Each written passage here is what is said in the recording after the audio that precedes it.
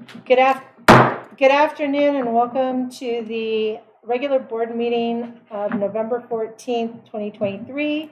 I'm calling the meeting to order at 3:33, and I will do roll call. Trustee Grist. Aye. Trustee Martinez. Here. Trustee O'Connor. And she's not here at the moment, but she will be coming. Trustee Toasty. Here. And I am here. So are there any public comments for closed session? No public comments. Okay, great. So let's convene to closed session at 3:34.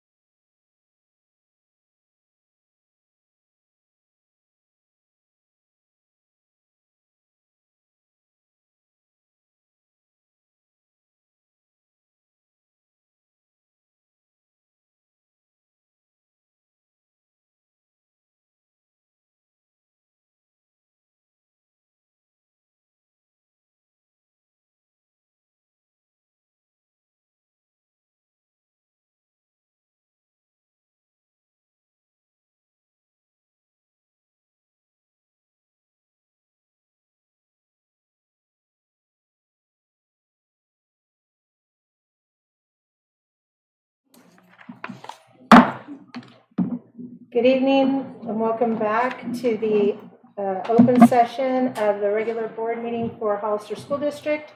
I'm calling the meeting back to order at 6:09, and we are lucky to have some students from Rancho Santana help lead us in our flag salute.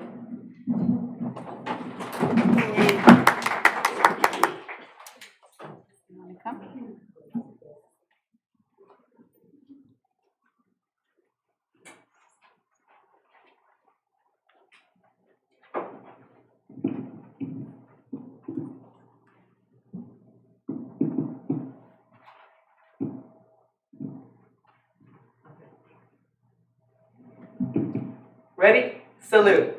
I pledge allegiance to the flag of the United States of America and to the republic for which it stands, one nation, under God, indivisible, with liberty and justice for all. Thank you.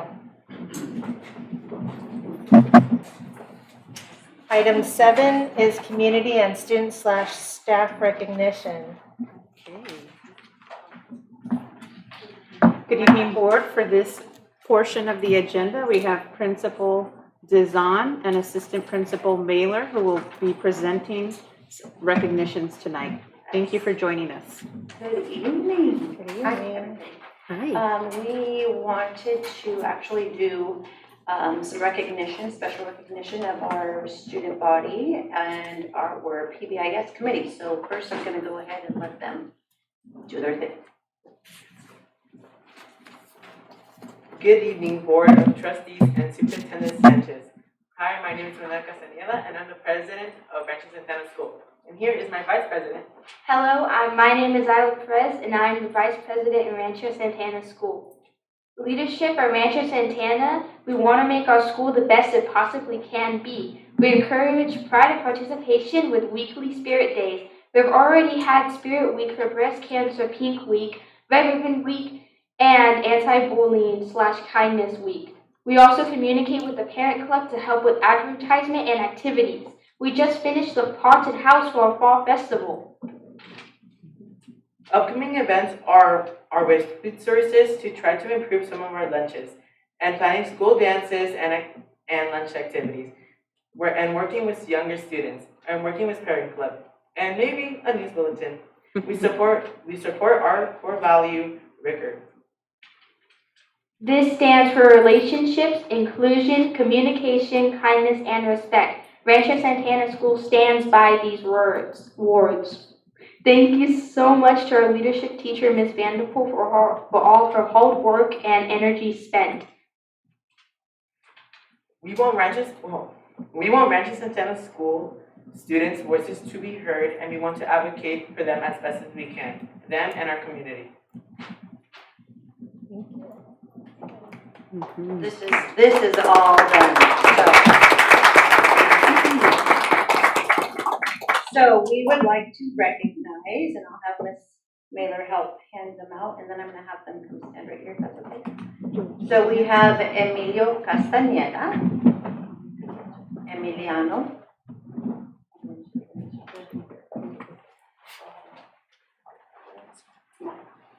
We have Zyla Perez.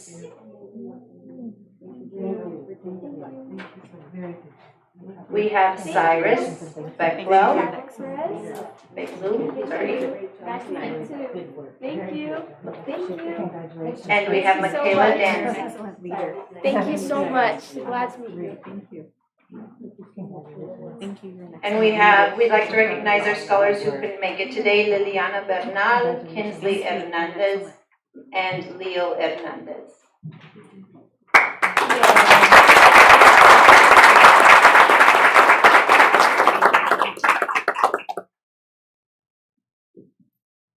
Good evening, Board of Trustees and Superintendent Erica Sanchez. We also are honored to be able to present a few awards to our staff members, and Brandon is going to display on the screen. They're not able to be here this evening, but this is our amazing PBIS team. They have taken on the challenge this year to support positive behaviors, but they began 3 years ago. And our as you know, brand new school started 3 years ago with this. And so we're just really excited this year to continue with this effort. So we're recognizing in the photo, Mary Alamand, Serena Salinas, Dawn Smith, Marissa Mercier, Donna Garcia, and Lily Yamasaki. This team also supports SEL, so social emotional growth, and so we asked them to take care of themselves, self-care this evening, and watch from the screen. Great, yay, thanks.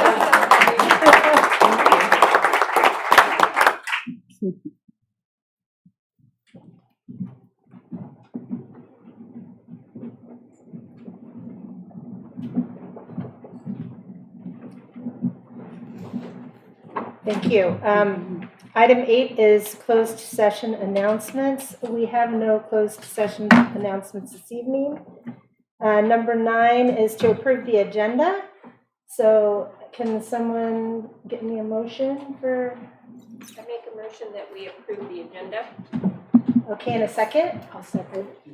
Okay, and let's do a roll call vote. Trustee Grist? Aye. Trustee Martinez? Aye. Trustee O'Connor? Aye. Trustee Toasty? Aye.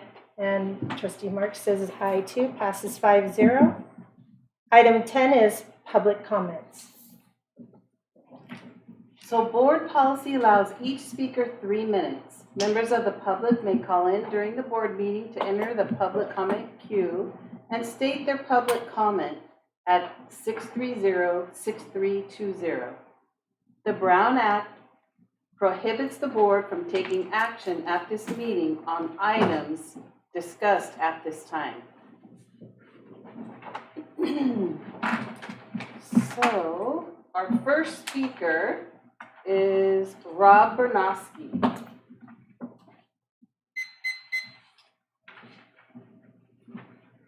Good evening, President Marks and trustees. How nice to see the smiling faces of kids during that fight. Just fantastic. I'm here to address the board just to ask you in your capacity to be aware of Hazel Hawkins Hospital and what's going on there. As I know that Trustee Grist knows, Hazel Hawkins Hospital is a troubled institution. It's in bankruptcy right now. And there's a lot of people that are trying to turn the situation around.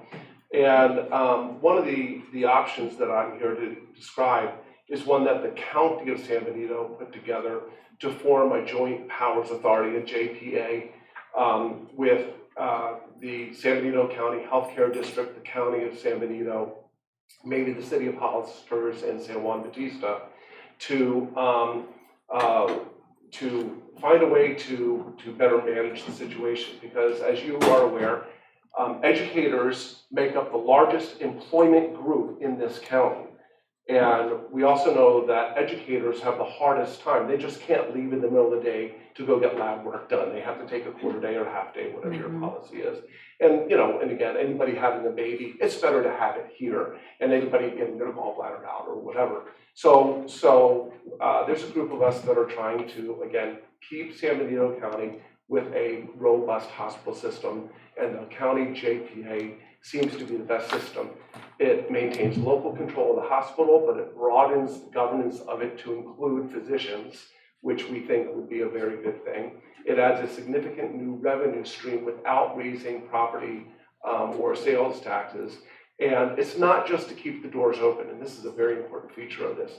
It's to build the hospital, rebuild the hospital as a modern state-of-the-art system, where partnering with the Salinas Valley Health System, which is a healthier system than ours, but between their management of the hospital and then the cross-ability to refer patients and to develop new specialties here so that when you do need your shoulder operated on, it can be done here so that doctors don't have to refer it out of county. So I just want you to be aware of it. It's a huge benefit to your population. When there were troubles, I have to tell you, as you know, I incite to other teachers' lives. And one of the biggest things was, what are we supposed to do? Take an entire day off when we should be able to just take a quarter day off or go after work and things like that. And anybody who's tried to do this going in and out of the county, up to St. Louis or down to Chomp or SVA, it doesn't work. So thank you very much. It's great to see you, and this should be woman power. Thank you.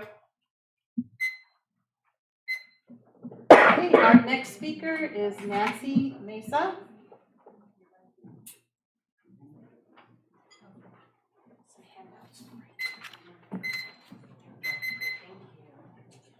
I only brought 2 pages with me tonight.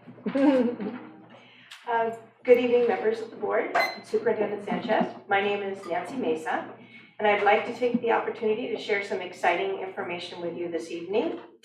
SchoolDigger.com is the internet's most comprehensive website of school and district data in California.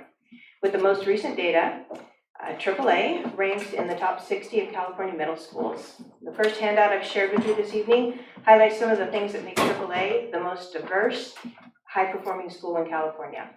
AAA is the second smallest high-performing school with a student population of just over 160 students, as opposed to the average of the top 60 schools with nearly 800 students. 61% of AAA students are eligible for free and reduced lunch, whereas the state average for high-performing schools is just 15%. AAA ranks number 1 with the highest number of students eligible for free and reduced lunch. AAA has 64% Hispanic students versus an average of 11.3%. AAA ranks number 1 with the highest population of Hispanic students in the 60 high-performing California middle schools. The statistics show that AAA ranks near the bottom in the number of white and Asian students. And in the investment per student at AAA, it is nearly half of the average for the top 60 high-performing middle schools. These rankings are just a few indicators that AAA has the most unique and diverse academic success of any high-performing school in California. AAA's middle school program success is built on the foundation of the elementary program. Last year, our 2 amazing 5th grade teachers worked tirelessly to build the relationships and increase academic stamina necessary for students to achieve their highest potential.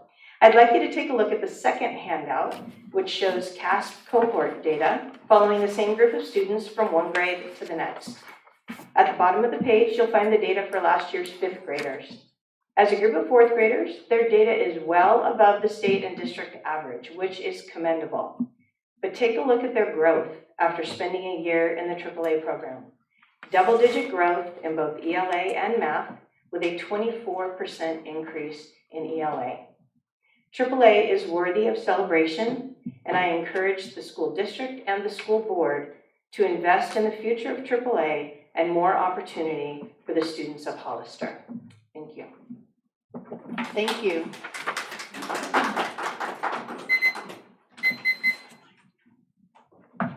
Okay, our next speaker is Pam Little.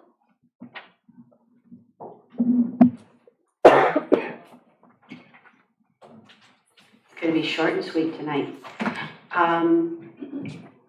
Good afternoon, good evening. I am heading out right after public comments because Tuesday nights are my nights with my grandchildren. So I am telling you this because I want you to understand how passionate I am about this subject. And I will be leaving immediately after this. Nancy and I recently had a respectful and informative meeting with trustees Marks and Martinez and Superintendent Sanchez about the future of the Accelerated Achievement Academy. We brought data to back up our statements, which was just shared, and I believe it was well received. At this time, it was promised that the board would discuss the future of the Accelerated Achievement Academy. No decisions, of course, were made, of course. Before making any decisions that will impact this school, I would respectfully implore you to meet with Mr. Wilbur to talk about the needs of the school and why it is so successful, as he really is the resident expert on this school and its needs for the future. As onlookers, we often make assumptions that are honest but inaccurate. by working together, we can make the best decision for the school's future. Thank you for your time. Thank you.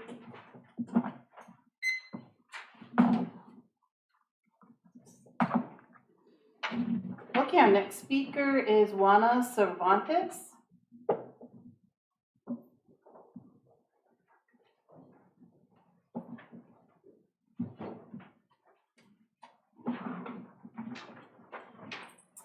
Hi everyone. My name is Juana Cervantes and I'm representing the HDLA. And I'm here to ask you if you can please reevaluate the overnight science camp. We worked really, really hard for our kids to go to science camp in February. We got all the money together. The kids worked really hard doing all these events and selling things. They're super, super excited. And now we just gotta tell them that they cannot go.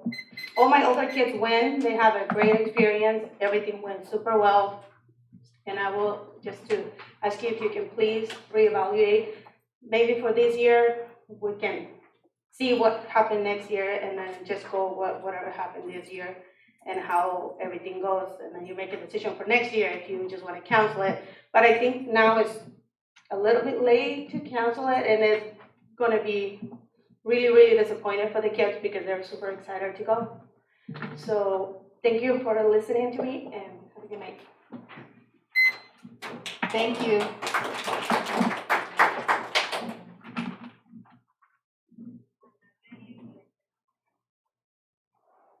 Hello? Hello? Hi, are you here to speak at the board meeting? Sure, I need you to state your name and who you're calling for, and you'll have 3 minutes. Okay, hold on one moment.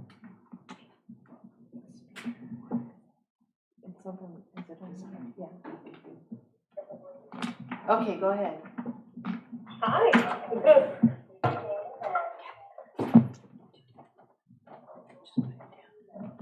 Good evening. My name is Ana Veri Lopez, and I'm calling on behalf of HDLA. Go ahead. Okay. Good evening. My name is Ana Veri Lopez, and I'm actually a parent on. Hello, can you hear me? Yes, go ahead. Okay. So I'm a parent. My name is Ana Veri Lopez, and I'm a parent at HDLA. I'm a 6th grade parent. So I'm kindly and respectfully asking if the board can please reconsider.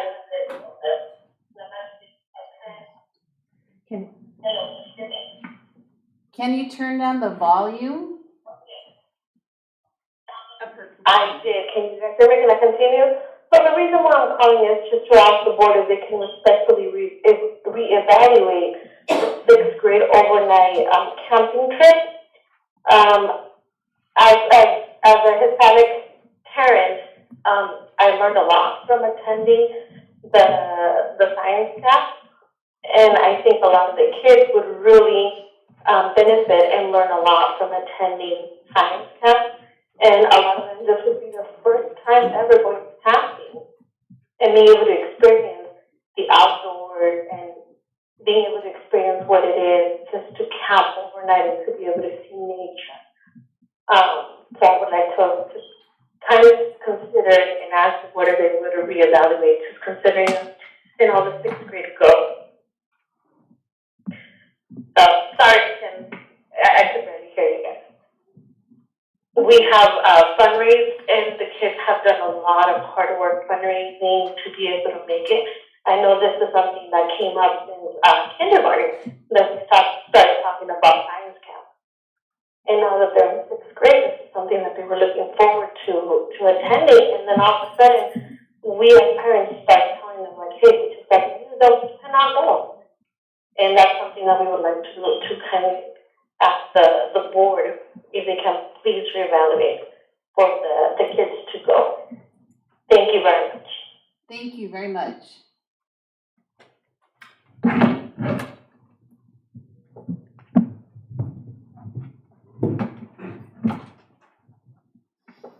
Okay, our next speaker is Betsy LeMay.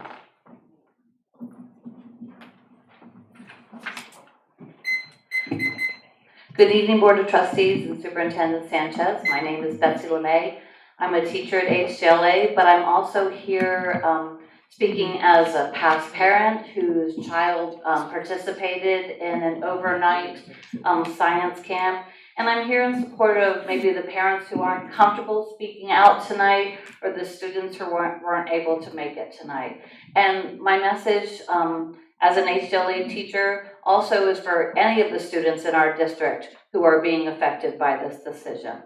So again, I would like to address that decision for no overnight field trips.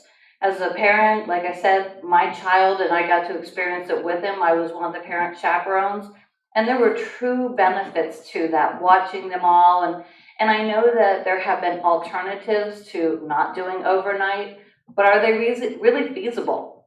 I mean, the back and forth, the driving, it just doesn't seem, it seems like an alternative, but it doesn't really seem like a feasible alternative. And I'm disappointed that the parents didn't get to know about it before the decision was made. It seems like a discussion should have been made. You know, so many of our students, this is the one chance that they're going to get to experience something like this. And the parents work together to fundraise. And it really does level the playing field for so many of our students. And now it's going to be in a different fashion without real true discussion. So I'm hoping that you reconsider, maybe have a parent forum, listen to the parents, and then reverse your decision. I mean, and I'm not speaking for me, my children already experienced it. And not just for my HCLA kids, but for all of our students in this district. This was something that was really looked forward to by all students. Thank you. Thank you. Sonia Espinola.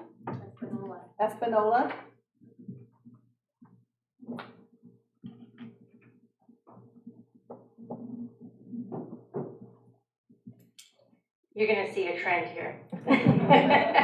So I'm here also on behalf of HDLA, 6th, 7th, and 8th graders. Here to ask the board, please reconsider this decision on not allowing overnight events. We have been fundraising with our children since kindergarten, okay? Our students have been looking forward to this, and it has been abruptly taken away just a few months before they are to go. It is saddening to our children that other schools have gone this year, and these kids are sharing their experiences and talking to our children about what they were able to do and all of these amazing experiences that they had at camp. And so it's just absolutely baffling why this decision would be made mid-year without any input or discussion or any kind of forum to talk about why this decision would even be made. So basically on behalf of all HDLA middle school students and parents, we plead that you please reconsider this decision. Thank you. Thank you.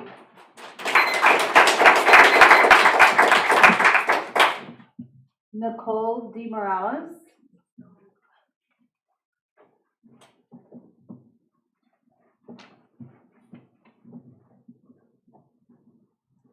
Hi, my name is Nicole DeMorales, and I'm also a parent from HDLA. Our kids have worked really, really hard for the science camp. We fundraised for a couple of years. We've been out in COVID, so we really had to make it up last year and this year. So, you know, our kids sold tickets. We did a lot of fundraising.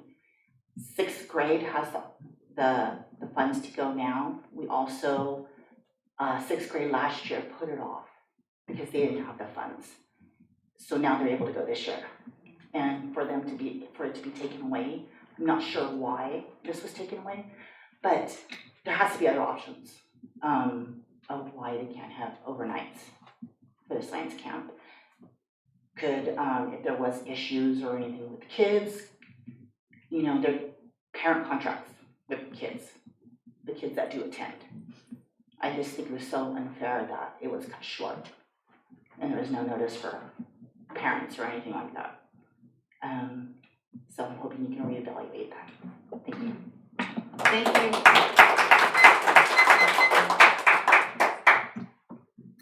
you. Yvonne Flippo?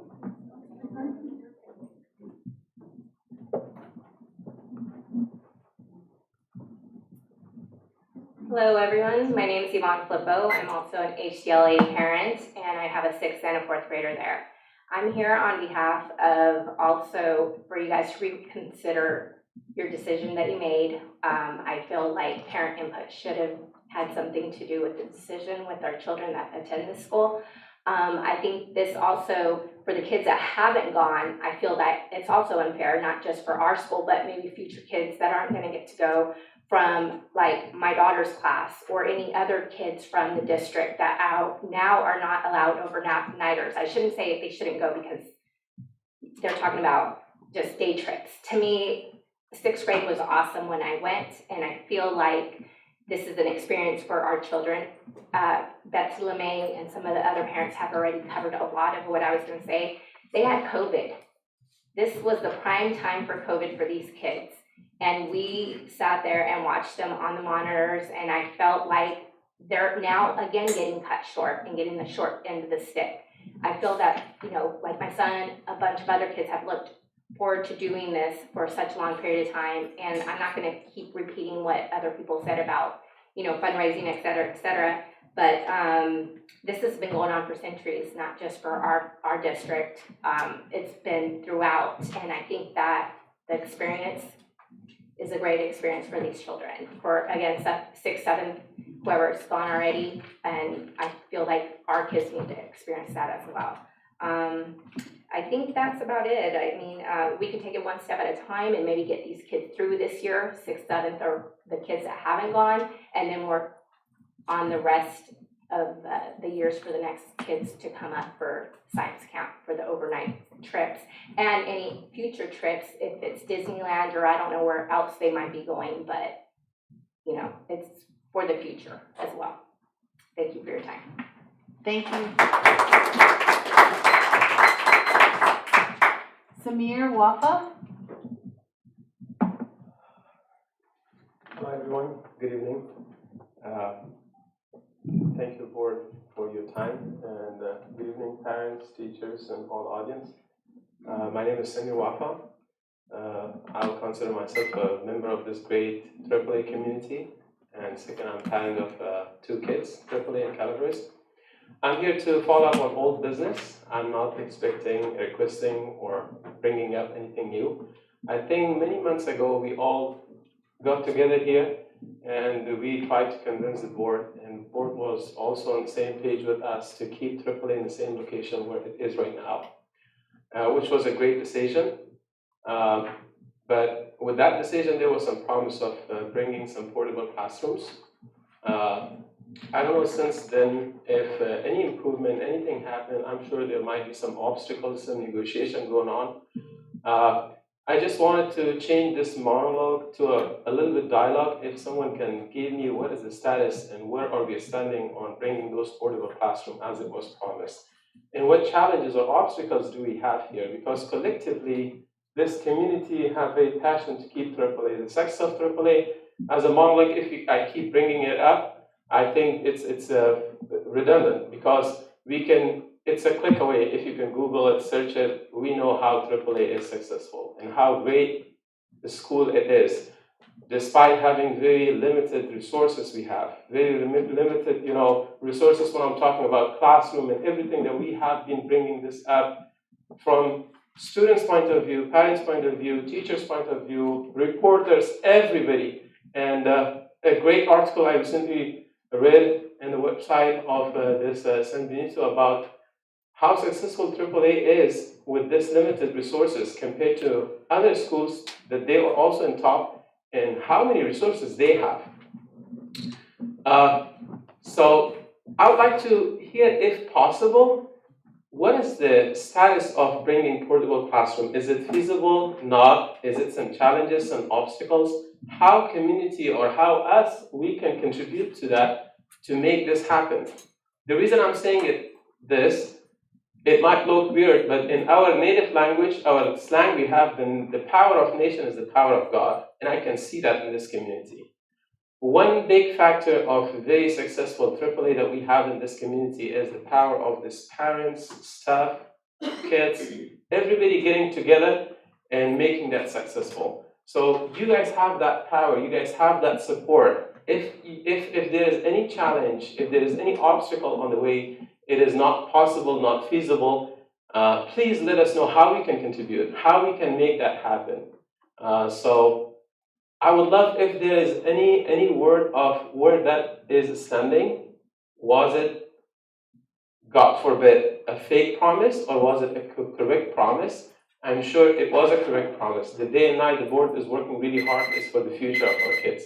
So if there is anything we can, at least one word, is it possible, not possible? Or I would really appreciate it. I want to change this monologue to more dialogue. The reason we dedicate our time, we all have busy life. I was expecting more people here, but due to time change, I'm sure more people couldn't do it. I came right from work here. I didn't get to go to home. So if there is any answer, I would really appreciate it. The Brown Act prohibits us taking action or making comment. Okay. I didn't have my microphone on. Prohibits us from taking action or making comment on any public comment. Okay. And we did not agendize anything that has to do with AAA. So that's what I can say in this meeting. All right, I really appreciate that, but I will take this opportunity to emphasize on that. It is really, really important if you guys can work on that to bring portable classroom and expand this big community we have. AAA there is not enough word to describe how successful a school it is. And the staffs are great, the kids are great, community is great, and we consider ourselves very lucky to be part of this community. So I will emphasize one more time, if you guys can reconsider that, not reconsider, to emphasize to make that happen, I would really, really appreciate it. And I'm saying that on behalf of many parents that they couldn't make it tonight. Thank you for your time. Thank you, everyone. Thank you. Okay, our next speaker is Celeste Bocanegra.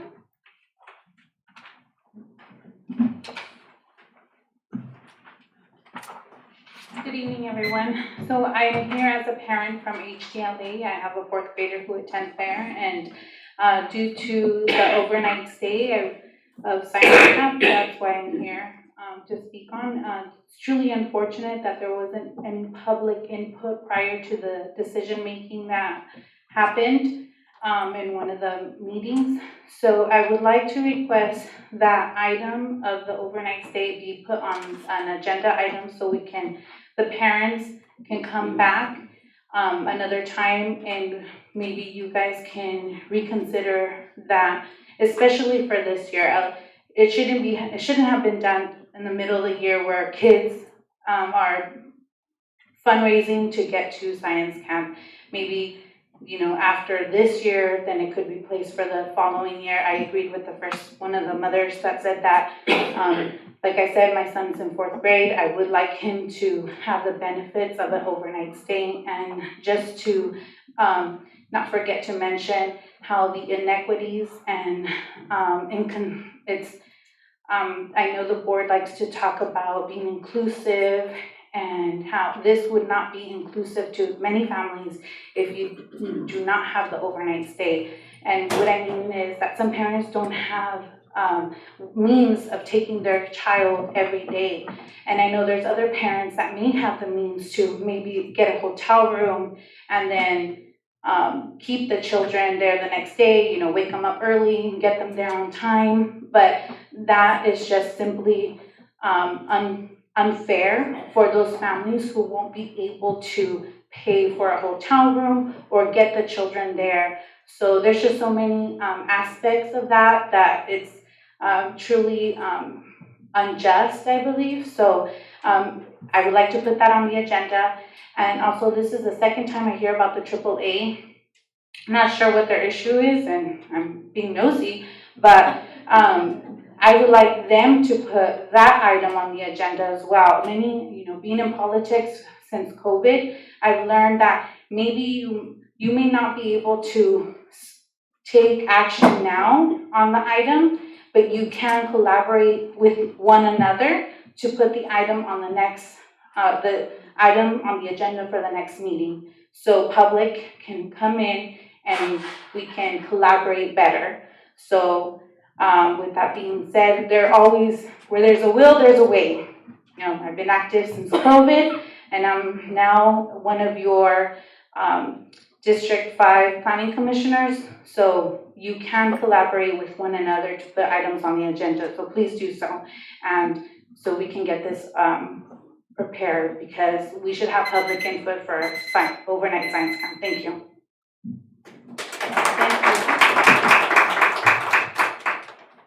So we have one last speaker on the subject of overnight field trips. That's Tatiana Contreras.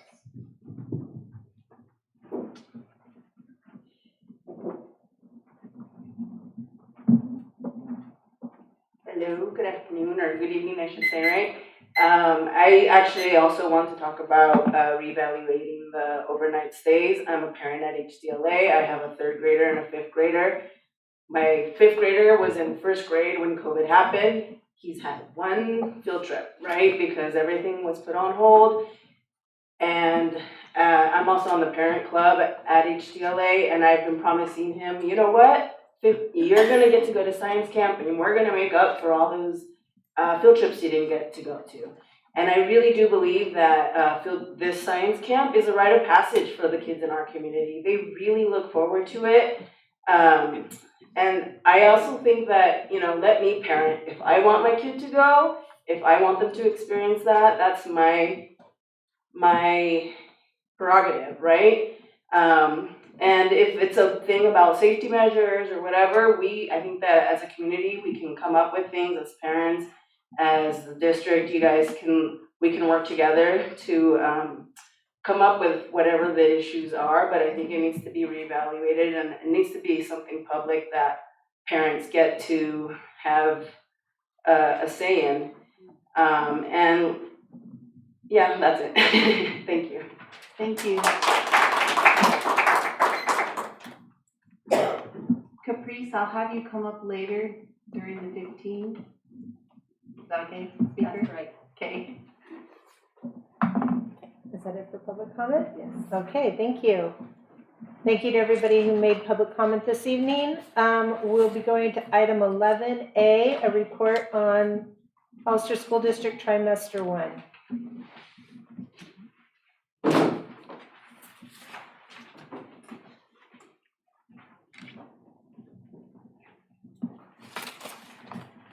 Good evening, Board of Trustees and Superintendent Sanchez. We've made it through a first trimester.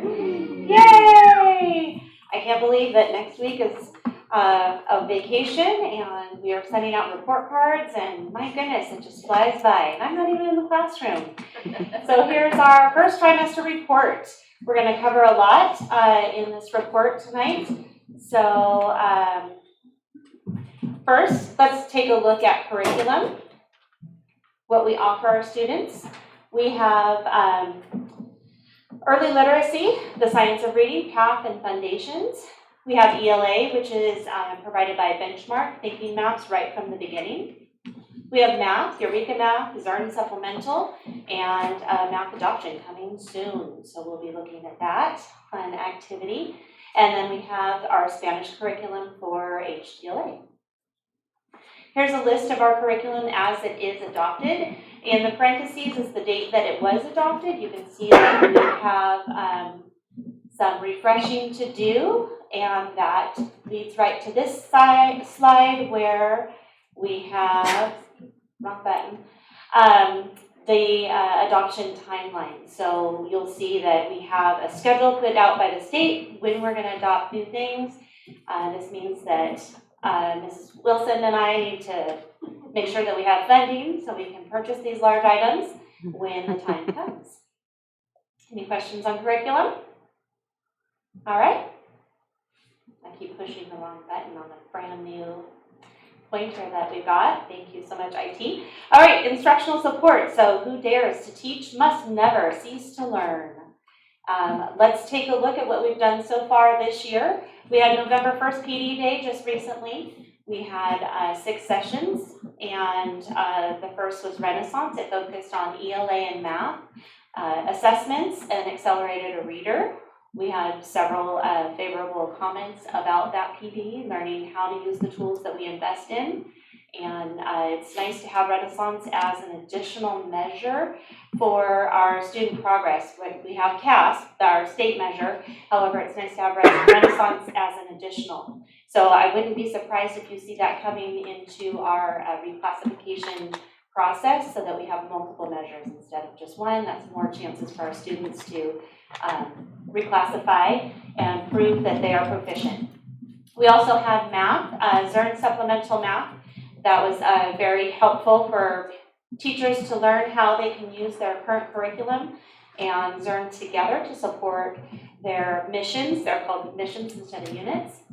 We had literacy. Chartwell was well received at the middle school. That's the science of reading. At the middle school grades, they wanted more of that. In fact, this morning at Rancho San Justo, they've asked for coaching, which we have already. You've already approved that, so that's going to be fantastic to get that going. Help those middle school students that can just use a little extra support in literacy. We also had Lexia Core 5, that's for our primary students, and then Lexia English is for our newcomers. We designate Lexia English for our level 1 ELs and our English learners that have IEPs so that they have that access, and that's a really good program.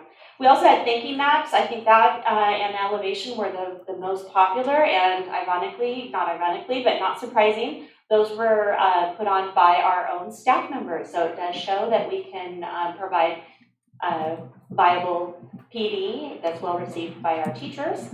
The Thinking Maps was a K-8 writing program, the Right from the Beginning is what it's called. We also had Elevation.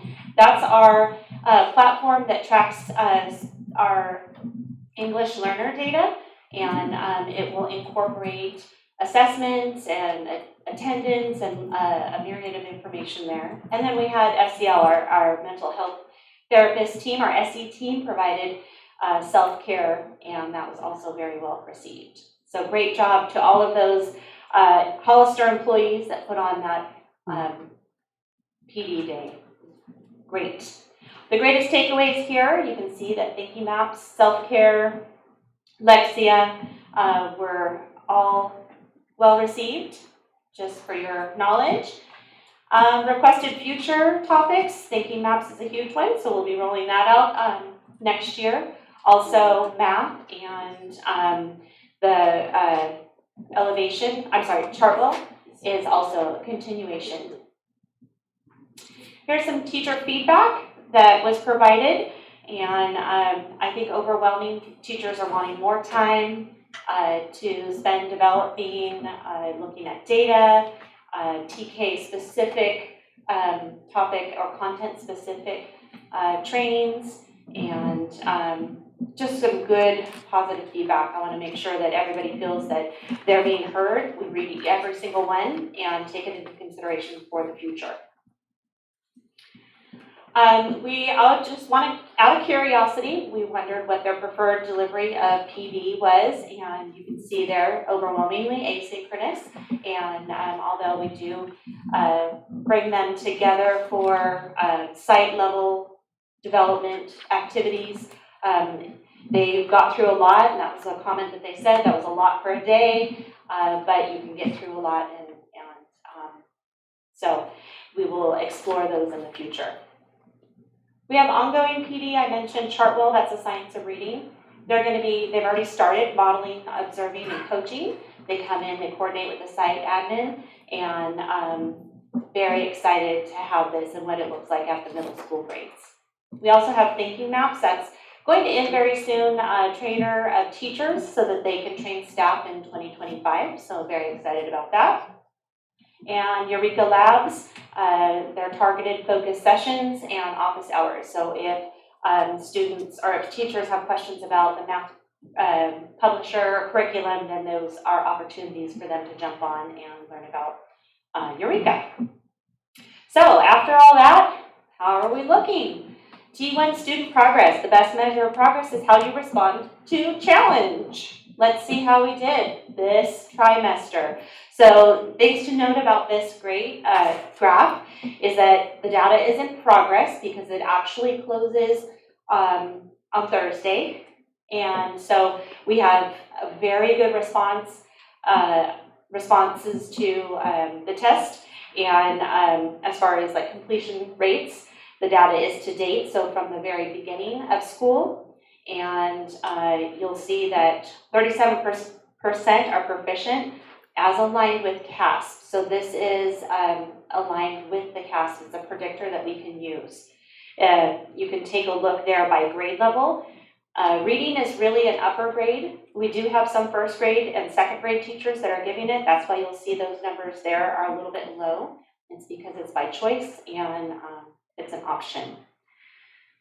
Any questions on reading?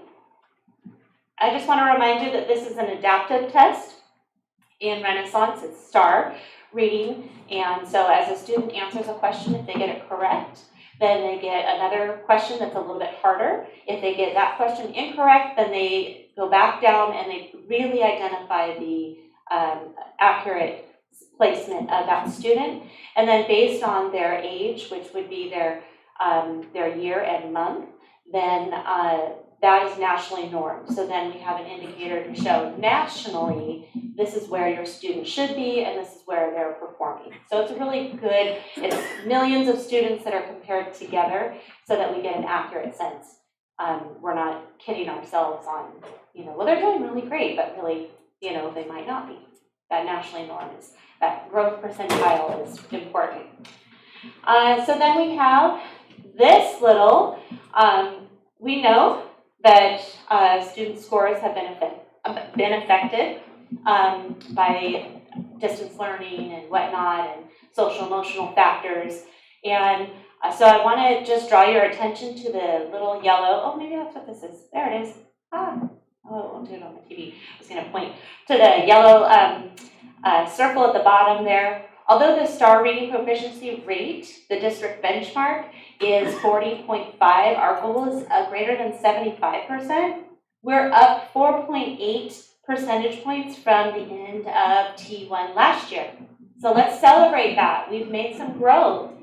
I think I've used that term before when you have a baby that is born and is smaller than the rest. We don't expect them to, keep pace. As long as they're growing, they're not going to, make tremendous gains and catch up.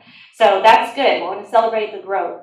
Also, with the 71.3%, this is the student growth percentile. So this is how many students are growing on their level, and 71% have grown. So that's really great. That's up 3.4 percentage points from this time last year. So that's good. We want to see that.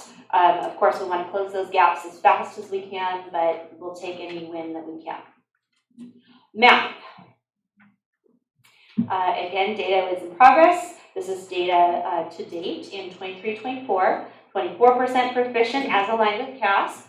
So we have some work to do. We have 2 more trimesters. I'm not giving up yet. And you have the breakdown by grade. Again, this is an adaptive assessment. So as students answer correctly, the answers or the questions get more difficult. If they miss any, then it will digress and really hone in their performance. Okay, so we have our district goal, proficiency goal of greater than 75%. We've scored 51.2%. This is up 7.4% from last year. That's fantastic. And in fact, you'll see when the dashboard is released that we outperform in math than we did in ELA. So this is something for us to analyze. What are we doing? How can we continue? How can we expand this? When you look at the current student growth percentile, we want more than 65% of students to grow. We hit that target with a 68.4, and that is 0.7, unfortunately, lower than last year. So I'm not sure how we can look at that, but we're still above our goal. We wonder why we digressed. Areas of inquiry. Any questions on math or reading? Okay, let's take a look at behavior.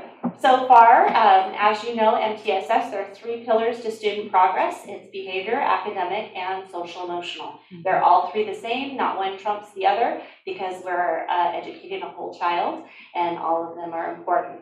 So I wanted to acknowledge this. Behavior, we have office referrals thus far, 112 referrals to the office. This is reduced by 29 points from the same time last year. That's great. Our kids are staying in class. They are regulating, they are engaging, they're learning when they're in class. Suspensions, so far we have had 83, that's at least 1 suspension. This is reduced by 16 from this time last year. That's great. Great to hear. Expulsions, we're still at 0. It's like 0.0000016 if you look at the actual number. So that's really great. We want to maintain that because, again, once students are out of the classroom, they're not learning and they're not able to grow. Chronic absenteeism, at the time of this, it goes up and down based on the day. The best day is Wednesday. 19.5%. This is reduced by 9.3%. From this time last year, so that's great, and that's pretty consistent. We're hovering right around 10% less than last year on chronic absenteeism. As you know, that's why we're in differentiated assistance because of that data. So I'm excited that we're working on it. We have a plan, we have a campaign, a partnership with the high school. We're talking about it at our differentiated assistant meetings. It's great. All right, and I couldn't skip multilingual learners, could I? So right now we have 56% complete on our RFEP monitoring. So we have a tracking system. Once you reclassify, we don't just say, bye, have a great time. We monitor, are they still progressing? Are they digressing? Do we need to help them out? Then we have our EL monitoring. So we're going to pilot the Optel form through Elevation beginning this December. That is a teacher response form where they complete questionnaires about the student's performance and are we really, does the teacher see what the parents see, that the admin see, that the test scores show. So it's just another balance there. And then reclassifications in progress for all qualifying 4th through 8th graders. General and alternate candidates, STAR requirements will be added to the SBAC ELA, like I mentioned. So now what? That we have this. There's no substitute for work. Worthwhile results come from hard work and careful planning, said John Wooden. So we are going to delve into curriculum instruction blueprint. You have the EL plan will come to you for approval in December. I hope to have the curriculum instruction blueprint available to you as well. It organizes all the frameworks. I think there's 8 frameworks that the state has put out. It's a lot of information, and so that we can say this is what we're doing for our students and their learning. It's going to refresh our course, align the SBE frameworks, the State of Board Education planning for short and long term, determining sustainable actions and leveraging funding sources. This will go hand in hand very soon. We're going to be talking about the LCAP. So this will go hand in hand with that. And we're off to T2. Questions? Trustee Gist, any questions or comments? The only thing that in my notes when I was writing things down as I was reading this is, and I don't think it's covered in this stuff, is the inclusion of SPED in regards to how they're working and testing in it. And then novels, that kind of stuff. As a district, do we count that in? Because we do spend money on it, but we don't test on it, or is that because it's accelerated reader? I was confused. Okay, so if you're talking about novels that, like Core Lit, you and I taught with Core Lit, we do have those for teachers. There is a list that's updated. In fact, I just shared it today with our library media specialists and teachers. and it's a recommended reading list. And so there is no assessment on that. It could be through Accelerated Reader if they have those titles, and often they do. They have those titles for Accelerated Reader. And then we would say they take a comprehension test, and if they get 80%, then they pass. And so that would be our measure of their reading at grade level, and that's all included in the list that was shared.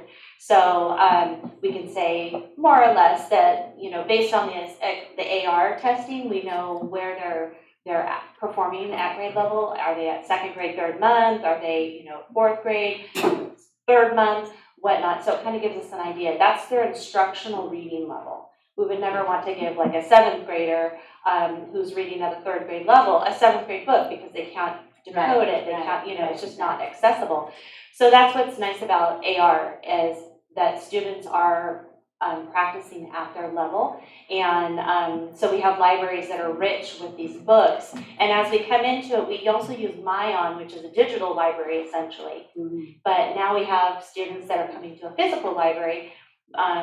We noticed that there needed to be refreshing from our older schools, that, you know, some books that are just kind of irrelevant or damaged or whatnot. So we've been purchasing and refreshing that so that students have access to reading, and then they can take the assessment on AR, and then we know if they're, you know, at their level.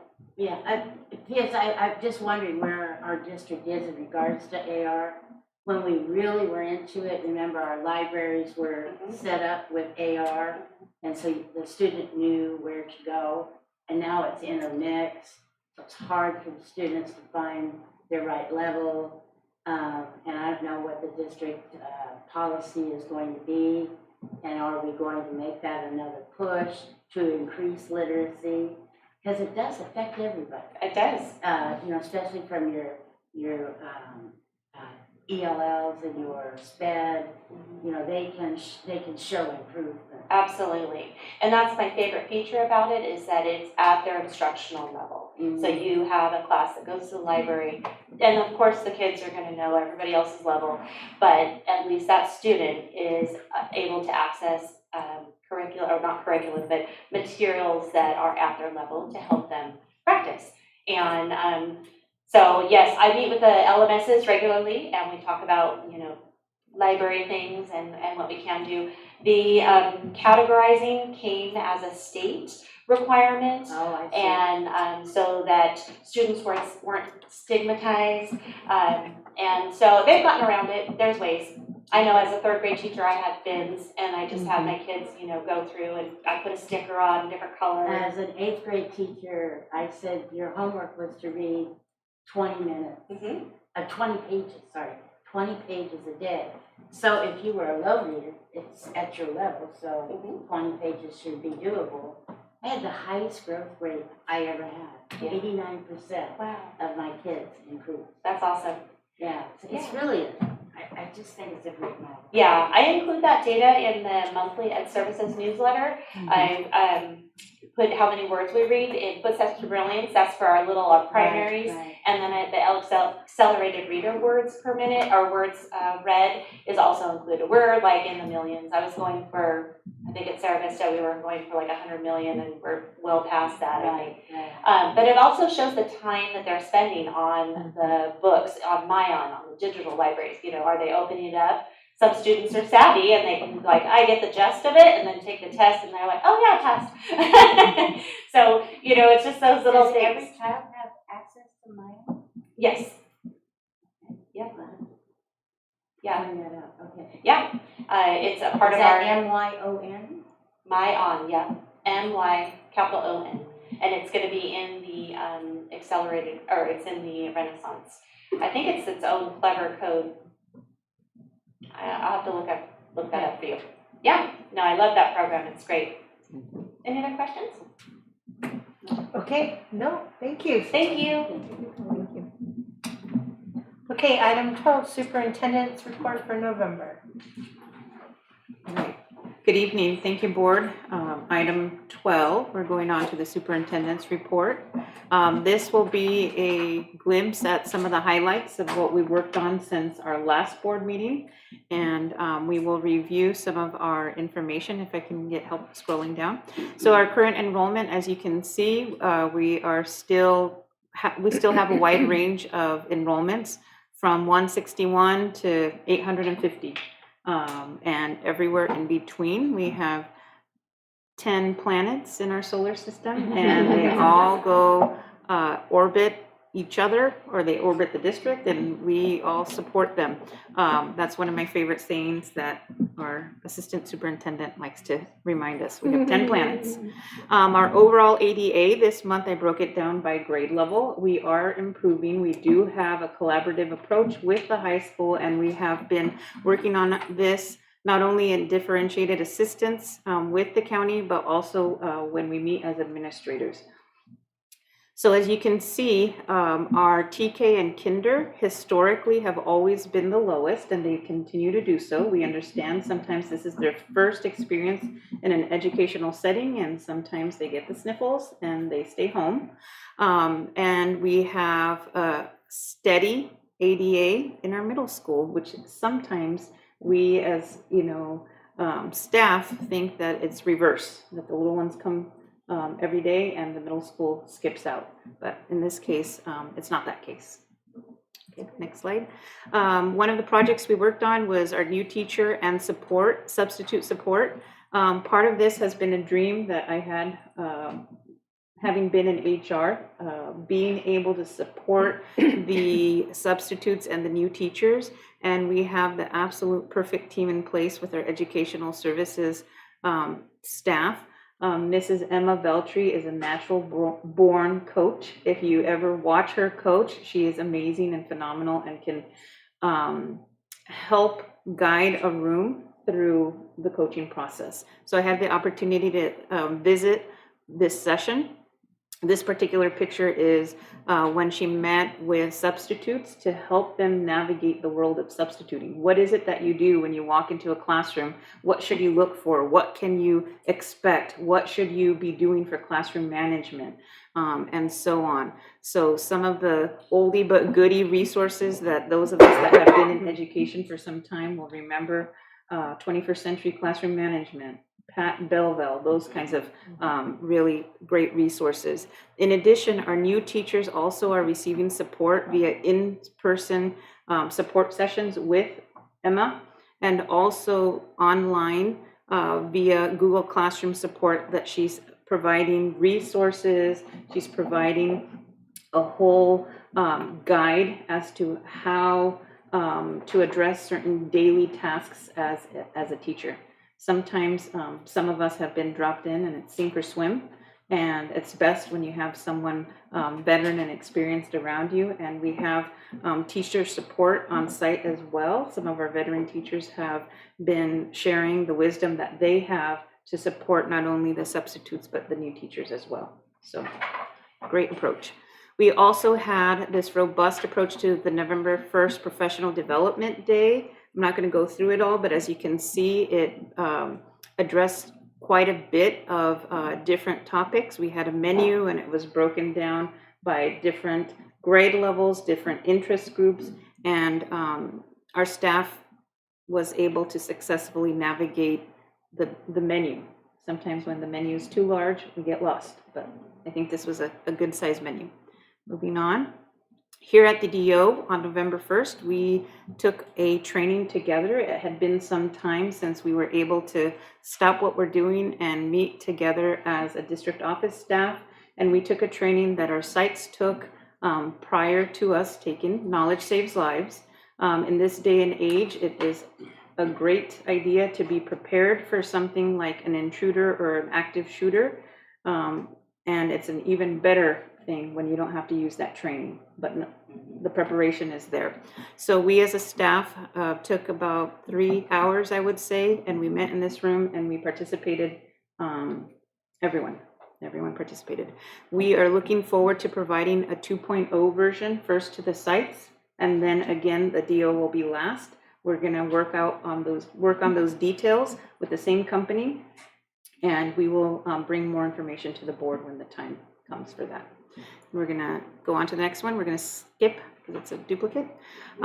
We are introducing our first social emotional newsletter. We have a social emotional teammate at all of our sites, and they have been providing excellent services. As we know, it takes an approach of a whole child to be able to make academic gains, and we're there. We're meeting the needs where they're at, and we have a team that has created a newsletter that has gone out to all of the families and to all of the staff, and every month, this will be a monthly occurrence.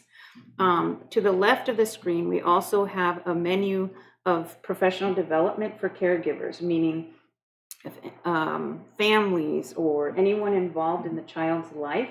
These workshops are provided in English and Spanish, and they are available at different sites, or actually Rancho Santana. We have other professional development workshops that are provided by Community Solutions, and those are on a rotating basis at different sites. But this gives you an idea for this particular module, what we've been providing from September, and that we will provide through May 2024 for this strand of SEL. And moving on. Some of the things that we have in progress since the last time, we will be meeting with our labor partners, HESTA, to negotiate later this month. We also will be continuing our meetings with CSEA. We have an agreement pending ratification and board approval. Again, pending those two things, ratification and board approval, for the completion of 23-24 compensation for CSEA. That just took place yesterday. The board will be receiving more information on that at the December board meeting. We also have been undergoing and making progress with the custodial study.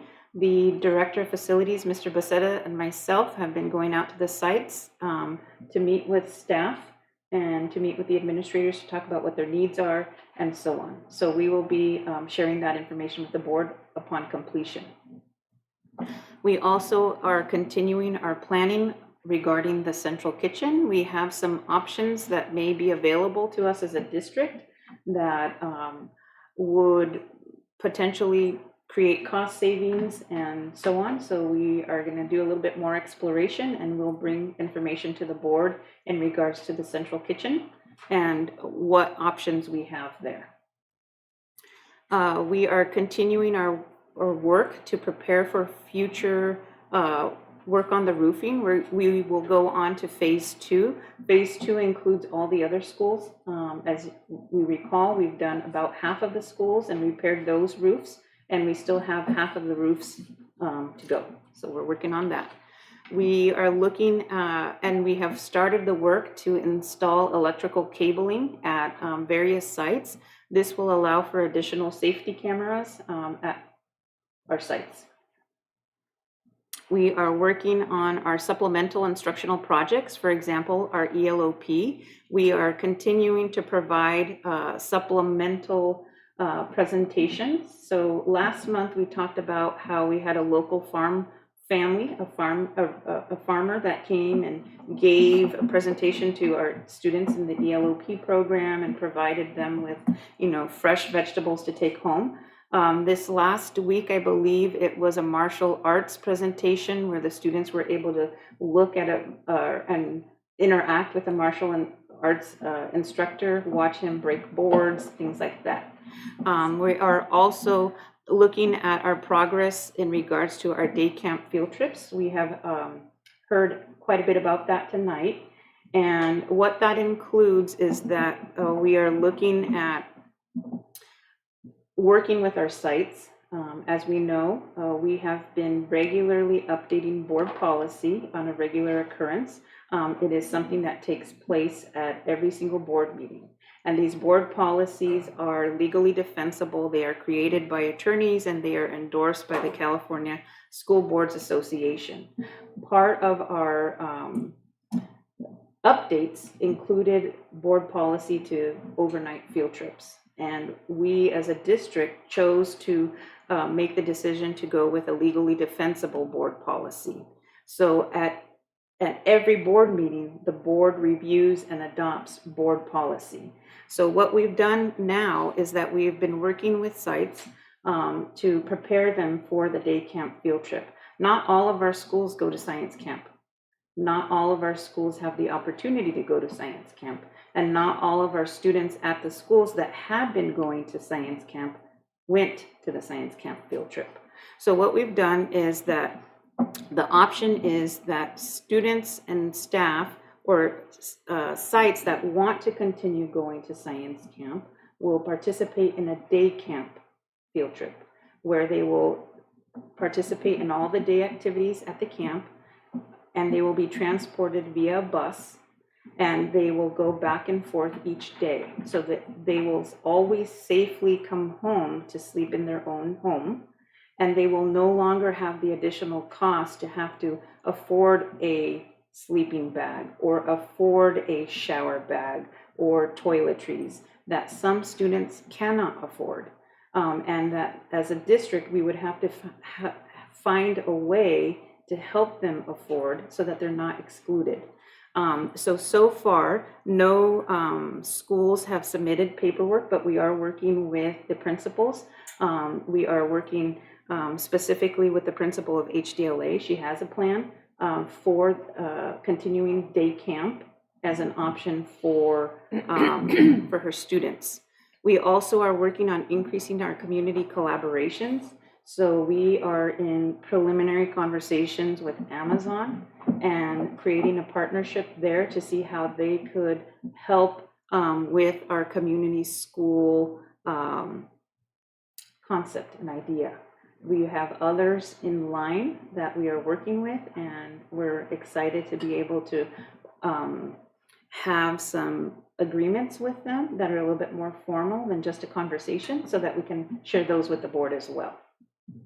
We also are looking at preparations for a virtual recruitment fair that will be happening in the next few weeks. So we're getting ready to recruit for our next school year, which is 24-25, and we are starting now.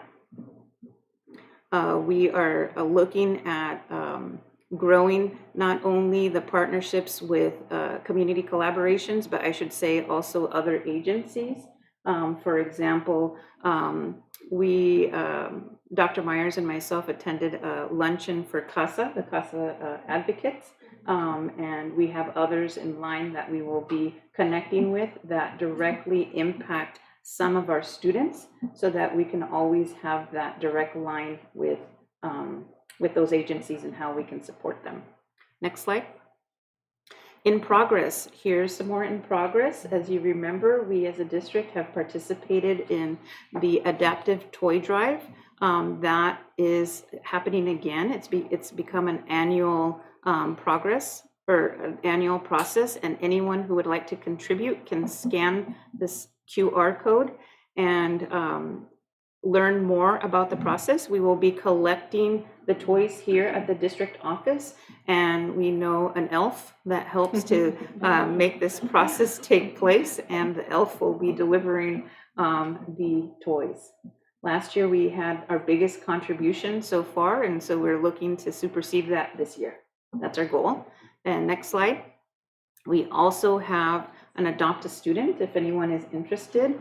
We're looking, and this is specifically will be benefiting students at our community schools. We will be looking to help place a wrapped gift for a student, and we will have more information here in Ed Services, and the contact for this Adopt a Student is our coordinator, Patricia Martinez, and the idea is to make a holiday brighter for a student who may not have access to that. We also are supporting a food drive at the Rancho San Justo Middle School. We have an active food pantry where students discreetly come in. We have modeled the idea after the high school's pantry, and every week we have students that come and pick up groceries for them and their siblings and families to get them over the weekend.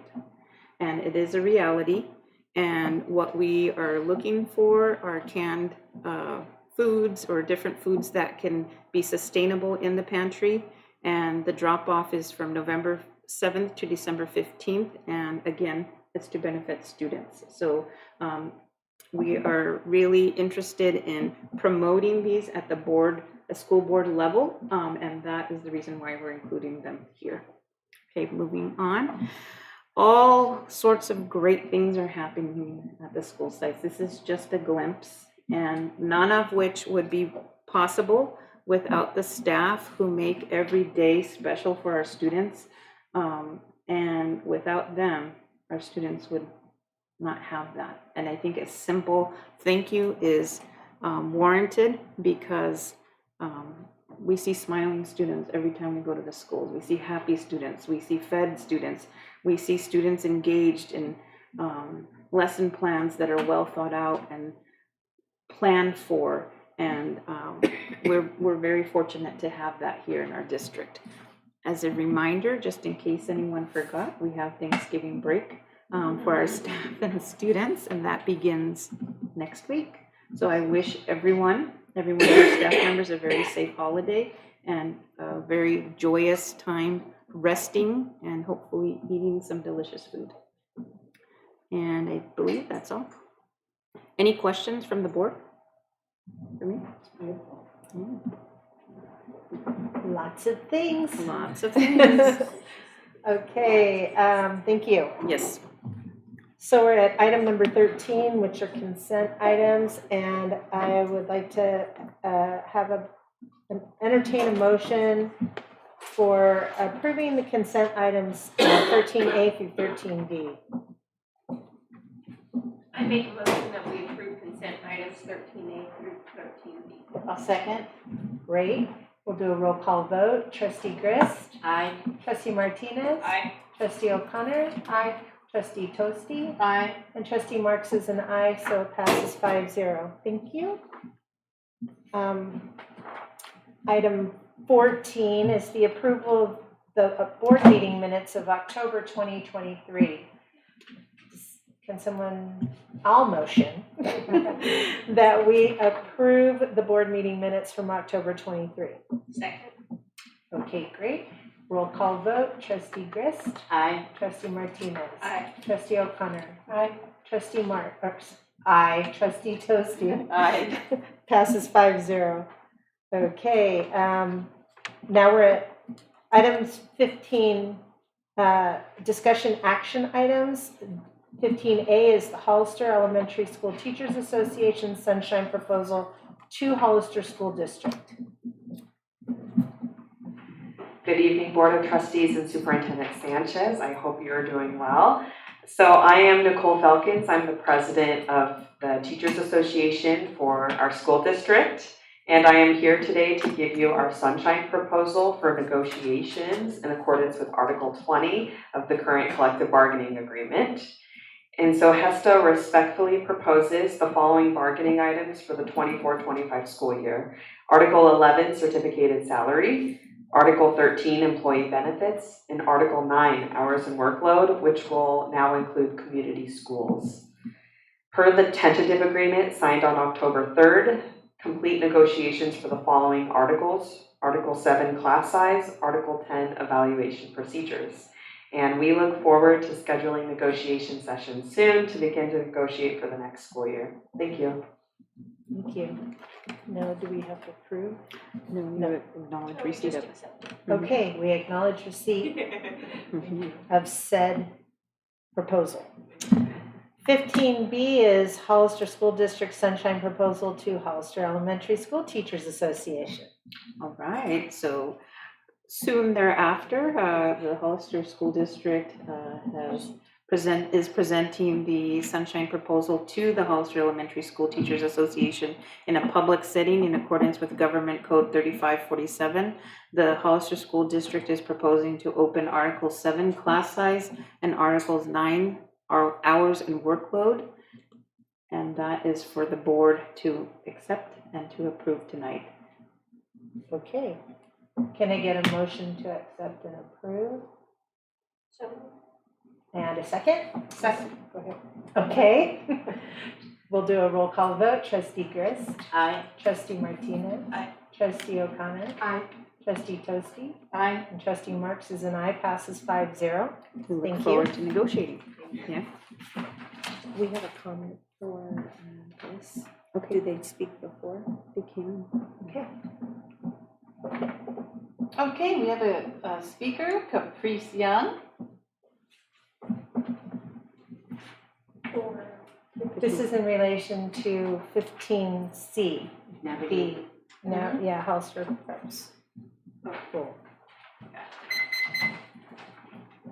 Honorable board members and Superintendent Sanchez, it's my pleasure to be here. And also to say hello, because I'm the brand new superintendent of Hollister Prep as of August 1st of this last year. Kevin Sved. So I'm the new Kevin Sved. We don't look much the same. I also have a couple of leaders of the school with me here today. So Kirsten, can you wave? Kirsten Carr is, you've seen her before? Yes. It's our director of community engagement and partnerships. And Noelle Russell Unterberger, the other end, she's our chief financial and operations officer, who will be working with your team on the facilities work. And the drum roll, because we have a brand new principal, Norma Knox, if you could wave, was our vice principal and has led particularly our middle school students to great success. And as of December 1st, she becomes our new principal. And she's a local, has been in Hollister for a long, long time and used to work in the Hollister School District. So I'm absolutely thrilled to be able to elevate one of our own to principal. The topic on the table today is actually our shared use agreement for the facility. While I wasn't here for the conversations last year, I understand that the same challenges that we're facing this year are the ones that we were facing last year, and that is that both schools, R.O. Hardin and Hollister Prep, are busting at the seams. And we share the pain on that, in that our lunch periods start from mid-morning and go till after 1:30 in the afternoon so that we can share the cafeteria, and it causes space challenges for both schools. We are anxiously looking forward to being able to move. Unfortunately, that wasn't able to happen over the course of the last year. However, we are hopeful that we'll be able to do that over the next year to 18 months. The reason why it might take a little bit longer is that it's very possible that wherever we get moved to, we might have to add bungalows. And so as a school, we have found funding sources to be able to add those bungalows to the sites that you would provide. So we're confident that we'll be able to make that happen. The question really is just what the timing is going to be for all of that. And I would defer to Superintendent Sanchez on those plans, but we are 100% supportive of making the changes that need to get made for everybody to have plenty of space for the kids. I'm available for questions if you have any, and I'll be here. Thank you and welcome. Congratulations. Yeah. Okay, so discussion and approval of Hollister Prep School Facilities Use Agreement. You're making comments? Okay. So we have our CEO of Navigator School, Ms. Caprice Young, that could speak to the item, and or her staff. If we would like, I could also speak to the item. I can. Okay, go ahead. Either way. Mm-hmm. So as you probably remember, Ms. O'Connor, you were here for this before, so you wouldn't remember. But the way that facilities work in California is that school districts are responsible for providing equitable facilities for charter public schools as well as traditional public schools. And Hollister School District has been a gracious partner with Hollister Prep over the years and has allowed us to be co-located on the R.O. Hardin campus through the facilities use agreement that you have in front of you. And so this would extend that facilities use agreement for a 2-year period for us to be able to stay in that facility until a new facility can be found. If we can do it faster, we'll move quicker.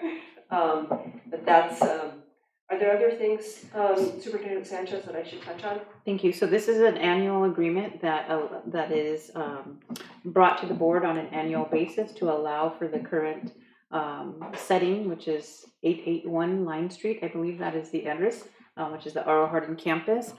Should any changes need to be made, an amendment would be made and we would come back to the board. But what this is a routine item that comes to the board annually. Any further discussions on, facilities related items would come to the board at a future date. Okay, are there any questions or discussion by What's the a board? bungalow? Oh, sorry. I forget it. So I just moved to Hollister, and so I'm learning the new language is portable. Oh. Sounds like a dance place. In other places, it's a bungalow, or sometimes they call them modulars, but bungalow does sound kind of cooler. Yeah. It sounds like, ooh. Bungalow sounds comfy. Okay, any other questions or discussion? Okay, I'll make a motion that we approve Hollister Prep School Facilities of Use Agreement. Okay, and can I get a second? I'll second it. Okay, great. Roll call vote. Trustee Grist. Aye. Trustee Martinez. Aye. Trustee O'Connor. Aye. Trustee Toasty. Aye. And Trustee Marks is an aye. Passes 5-0. Thank you. Thank you, and we would love to have you visit. Okay, great. Thanks. All right. Item 15D is discussion and approval of board policy and administrative regulation updates. So good evening, board. This is one of the groups of board policies and administrative regulations that we are working on this month. This is very similar to the process that we've had for the last 12 or so months, where at every meeting you review 12 to 30 different policies.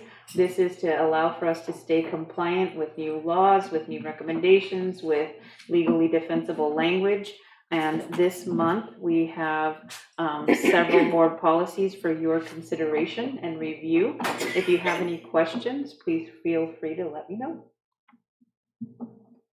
Does anybody have any questions?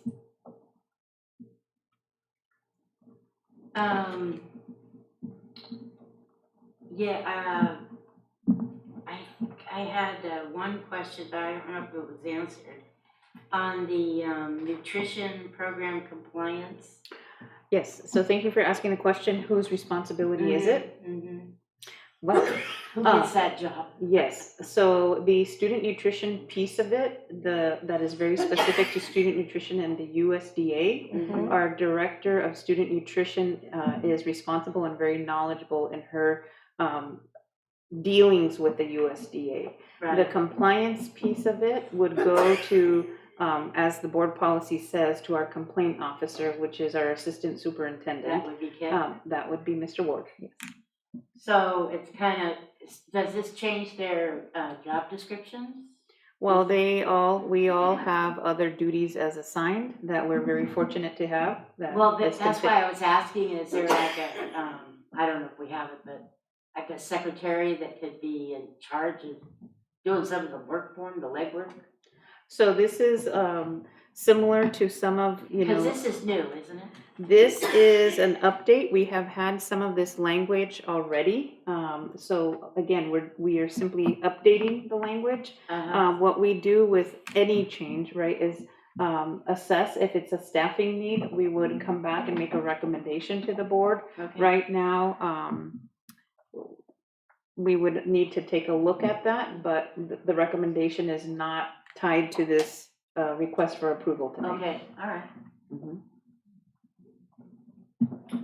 Okay. I'll make a motion to approve 15D Discussion and approval of board policy and admin reg updates. Can I get a second? I'll second. Okay, great. We'll do a roll call vote. Trustee Grist? Aye. Trustee Martinez? Aye. Trustee O'Connor? Aye. Trustee Toasty? Aye. And Trustee Marks is an aye, passes 5-0. Thank you.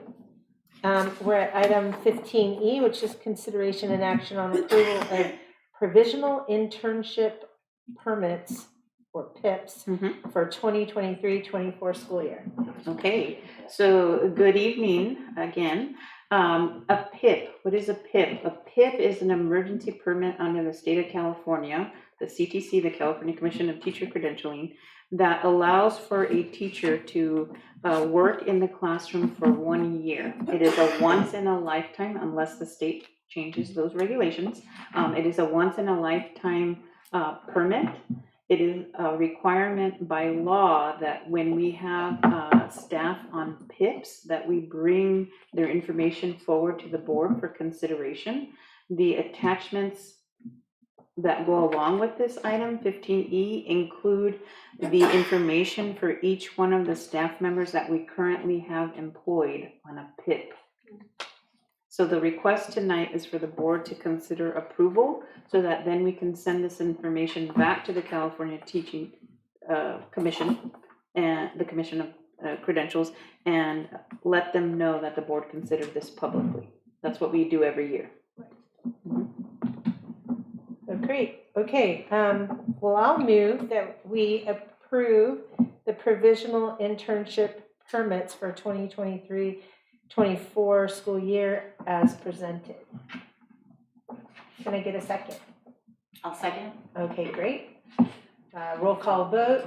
Trustee Marks? Aye. Trustee Toasty? Aye. Trustee O'Connor? Aye. Trustee Martinez? Aye. Trustee Grist? Aye. Motion passes 5-0. Thank you. Just wanted to see if you're paying attention. Yeah.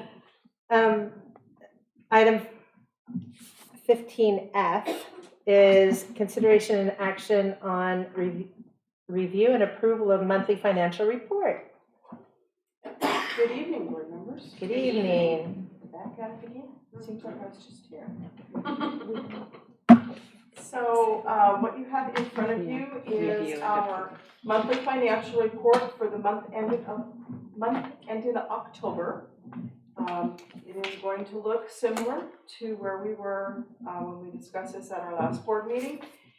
The things that are changed are always changing because we are in the middle of getting ready for first interim. First interim actually ends on this date, but we start working on it in October.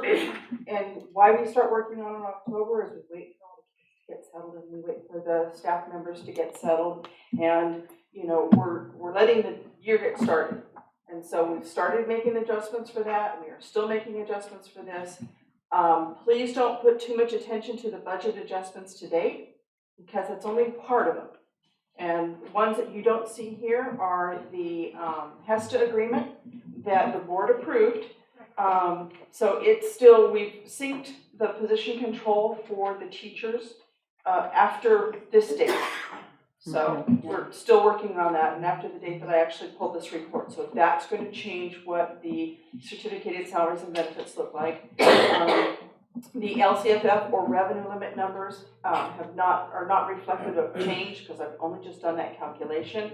We were waiting for CalPADS to get to a more final state. It is not certified yet, so it's not completely final. So the offsetting revenue to the new students that are coming in and the additional teachers that we might have had to add, that is coming later. You'll see all of that when we come back in December and we give you the snapshot of what did the district look like on October 31st for everything that we knew. It just takes us a little longer to actually get that information in.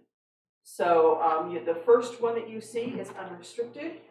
Let me see if I can do this. I cannot do this. Should I be able to do this? Oh, it's the middle button.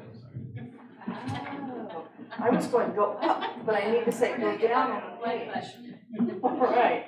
So This is the income and expense for the unrestricted portion of the budget.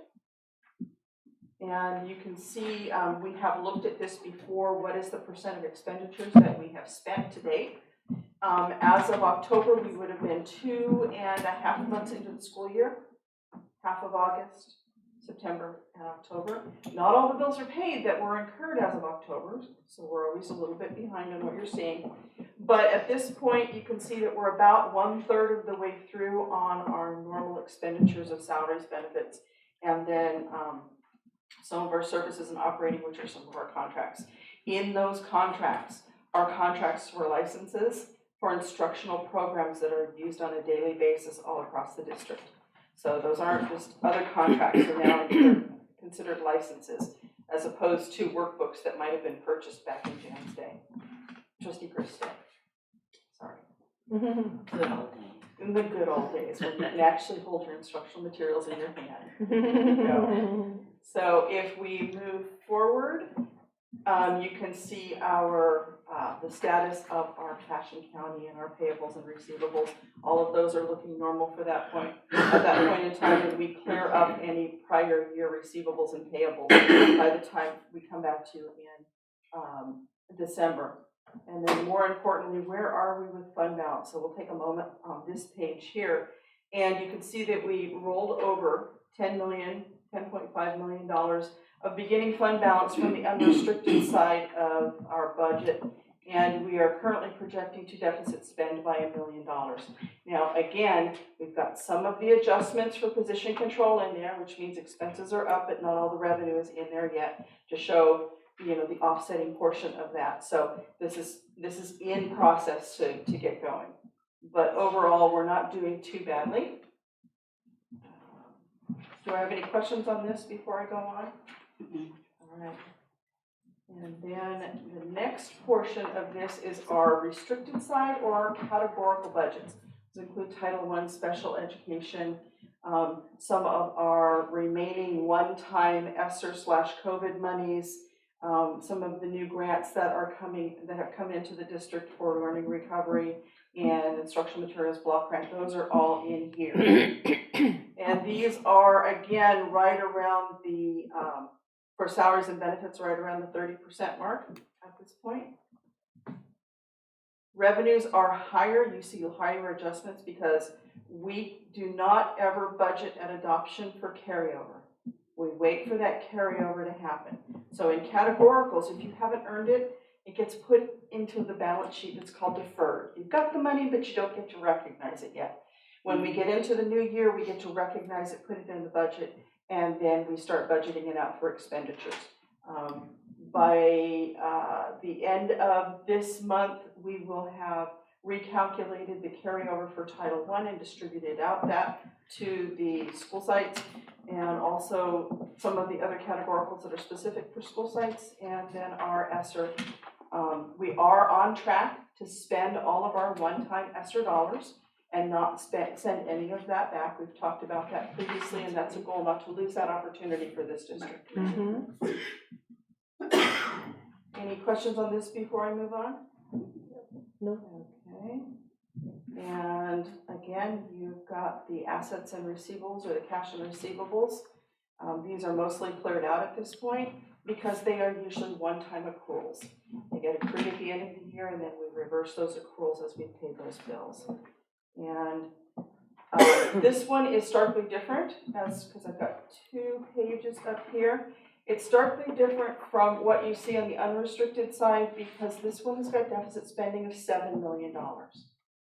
That's categorical money that we've received previously that we just haven't been able to spend, or new allocations that we know of for this year.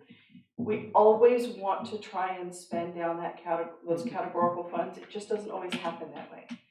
As a reminder, we've got a significant amount of money that came in from ESSER, and we've been hanging on to it for a couple of years. There are also a couple of other one-time funding sources in here that will only last for 2 or 3 additional years, and those are planned out not to spend it all right now, but to pace it out over the series of the amount of time that we have, so that we are getting the most value for our students in this district rather than throwing it at one-time things. Some of these things are into instilling new programs and getting materials that we can use on multiple years and carry forward.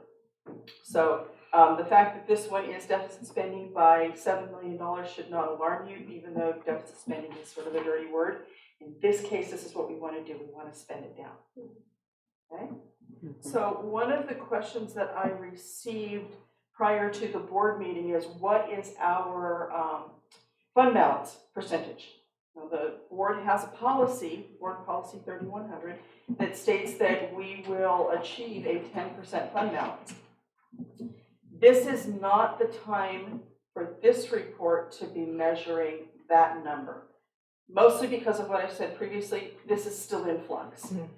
But if you're ever spending the night, you can't go to sleep and you want to figure out what it is, if you go back to this page and you total up you pick up the number for the total expenditures and you add it to the same number that's on the restricted side, you will get the total expenditures for the district's general fund.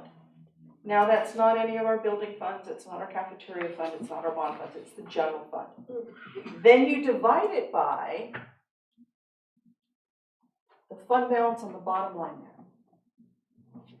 That will give you a percentage. That will tell you at this particular point in time that our fund balance percentage is 9.69%. Now, that's a budgeted fund balance. In flux, with things that still need to be in there. When we present the first interim and the second interim, when we present adoption budget and unaudited actuals, those are snapshots of a point in time where we bring everything together. That's when we need to talk about that and where it's going. Any questions on this? So this is a moving target. This is a moving target at this point, and we put our foot down at the end of October. Sure. And we spend about a month and a half gathering up everything in order to turn around and report it out to you. For the first 2.5 months, this is where we think we were.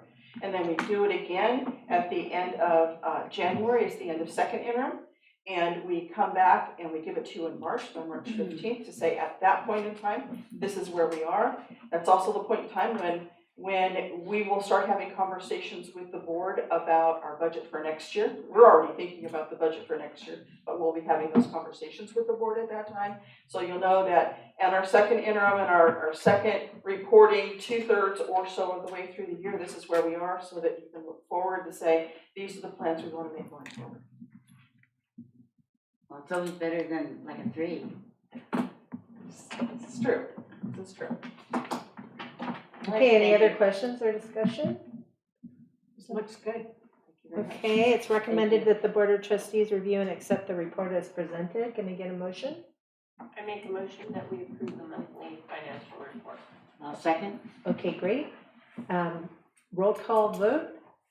Trustee Grist. Aye. Trustee Martinez. Aye. Trustee O'Connor. Aye. Trustee Tosti. Aye. Trustee Marks is an aye. Passes 5-0. Thank you. You're very welcome. Next item is consideration and action on approval of annual and 5-year developer fee report. So throughout the year, there are some custodial type items that we need to bring to you. This is one of them. This is based on our closing for last year. All of this information was included, although not at this detail, in our unaudited actuals that we presented in September. But we've got 6 months from the closing of the year to report what's going on with the developer fees. Now, we collect impact fees from any development within our the boundaries of our school district, primarily from housing developments, but secondarily from commercial developments, and the differences are different, or night and day. So what you see in front of you, I'm sorry, it's small print on the screen, but this is the government code that allows us to do that. We split our developer fees with the high school district based on the number of grades that we each teach. Right now, it's $3.11 a square foot and for residential, and 51 cents a square foot for commercial. Those are statutory amounts that we get from the state of California from the, I just lost it. State of, I can't remember, the SAB. I got all the acronyms in my head, but if I ever need to find them, I just lost it. Every year in January, they reset that. Every 2 years in January, they reset that. So we're getting ready to bring to the board, and I believe was on the consent agenda this evening, a developer fee justification report. Right. We have to justify our collecting these fees as a portion of our need. And so they will update that fee. Once they update that study, that justification study, we will bring it to the board for the board to approve. And at that time, we will request to the board to adopt the new state numbers, which will go up a little bit, not significantly. They rarely ever do go up significantly. These funds are intended to offset the impact of residential development as it has on schools. Houses come in, they're gonna have so many kids that are attached to them on the norm, and those students are going to need to have places to go to school, classrooms to go to school in. Businesses come in, those businesses have employees, those employees tend to bring their kids sometimes. Whether they actually move here or not, there is a smaller impact, and so that impact is offset, or it is intended to be offset by this fee, so that when that growth happens, we have fees to build those classrooms. Now, in reality, the fee we collect would never be enough for the houses that come in to build the school that we need that housing development is going to bring in. And I don't really know that it was ever truly intended to pay for the whole thing. And if it was at a time when constructing schools was a whole lot less expensive than it is right now. But it is helpful, and we can use this as a match to state funding as we need to buy new schools. That's what we did with Rancho Santana as an example. So we collect these fees, and we have to show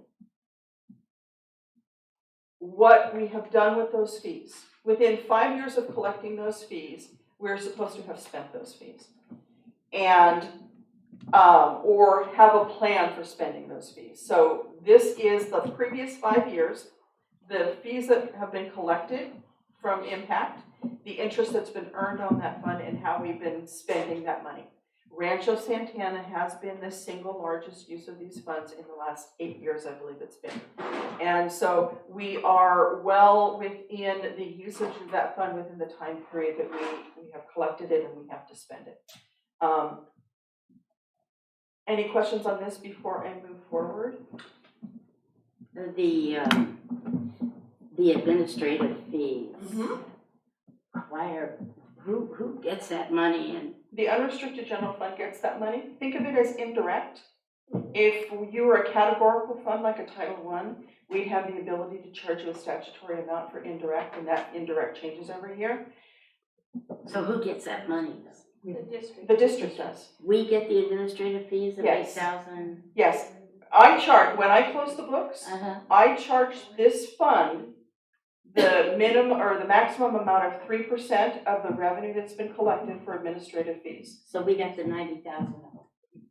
90. If you're looking at the history, I'm looking at page 334. I think you've gone one too far. One too. There you go. We're still in history. We're not in the future.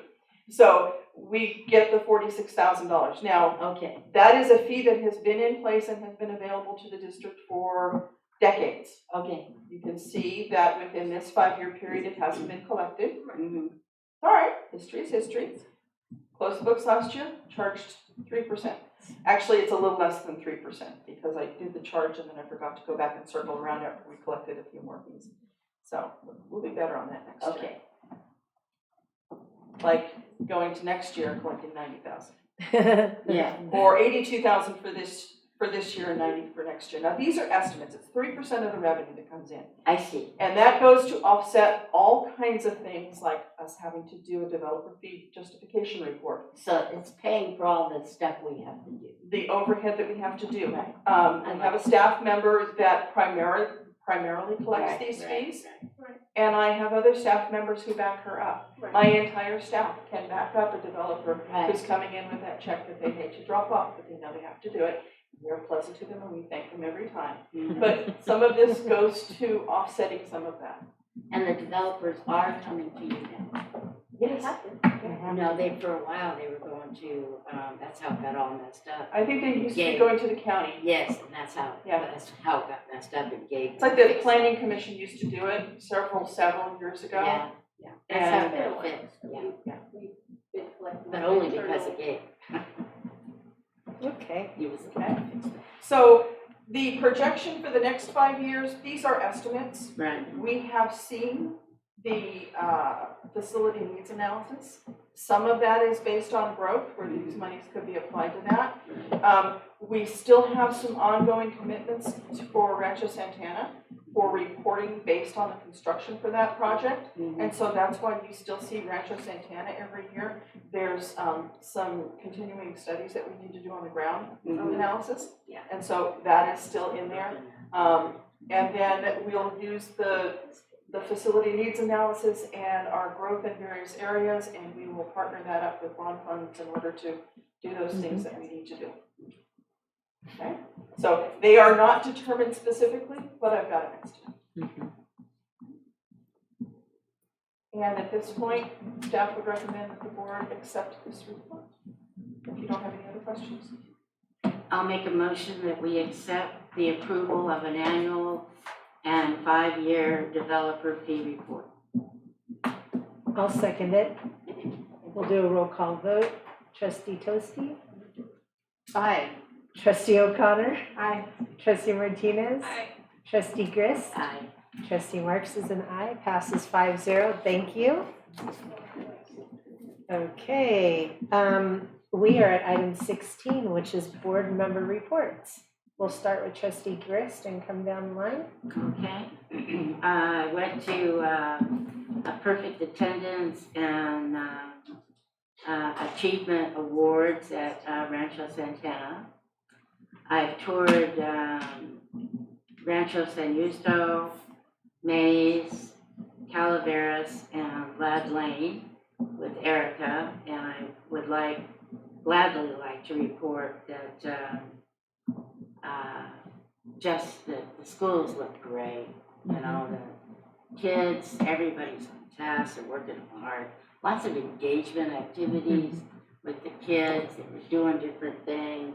It was quite exciting. We looked at intervention, really good stuff. Good things are happening.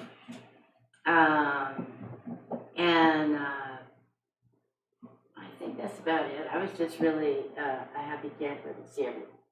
It was good. It was a good day. Good Great. days. Great. Trustee Martinez? Trustee O'Connor? I had the privilege of, Ann Pennington took me on a tour of the facilities in the back of the nutrition department and big, huge walk-in freezers and the trucks. And she described the whole process throughout the day. It's just quite an operation. I was very impressed. Congratulations, Ann, on all your hard work and all the kids who get fed. Yay! I'm done. Yeah. Okay, Trustee Toasty? Nothing to report. I have nothing to report this month. Future agenda items? Anybody have any future agenda items? Okay. 18 is announcements and reminders. Do we have any? Okay, you were so thorough. I do have an announcement. Okay. And I'm not pushing this any which way or other, but I would like the entire community of the county of San Benito to pay attention to the landfill, and I don't care which way what your belief system is, but notify your supervisor what you feel about, and if you believe that we should increase it or let it be the way it is. And get yourself versed on what's going to happen. There will be another meeting January 31st of the County Planning Commission. They will decide if they will, a yes or no vote, which then will go to the County of Supervisors, or they will decide that they think that the county residents should vote on it. because it affects everybody in the county. I don't know what they're gonna do. I just wanna make everybody aware. And that's whatever you believe. But everybody should be aware of it because it is such a issue that's going to affect every resident in the county. Thank you. Anybody else? Okay.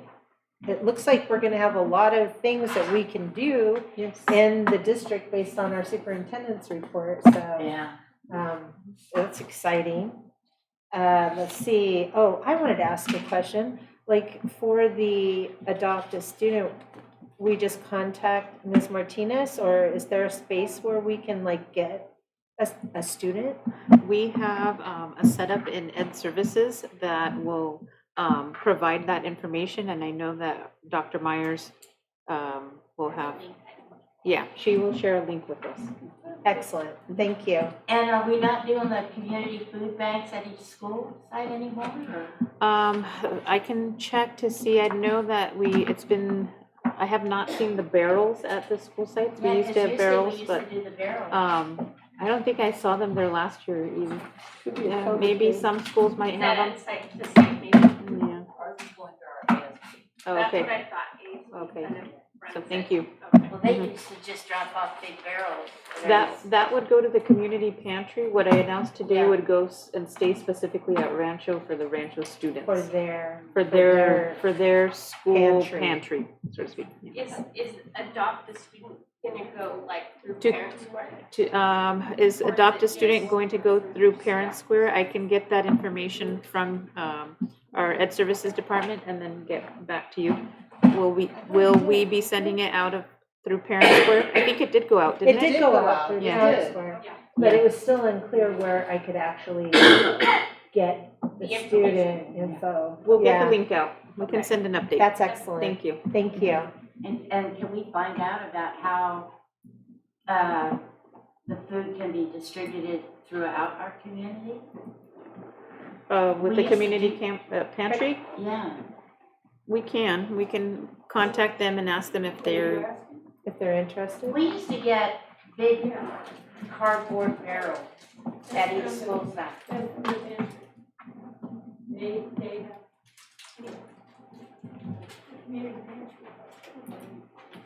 So we can, I can contact them, or staff can contact them to see if they're. Find out what's going on. Yes. Okay, wonderful. Can I get a motion to adjourn? So moved. The second? Second. Okay. All in favor? Aye. Anyone opposed? No. We will adjourn at, what time is it? 8:05. Thank you, everyone. Thank you.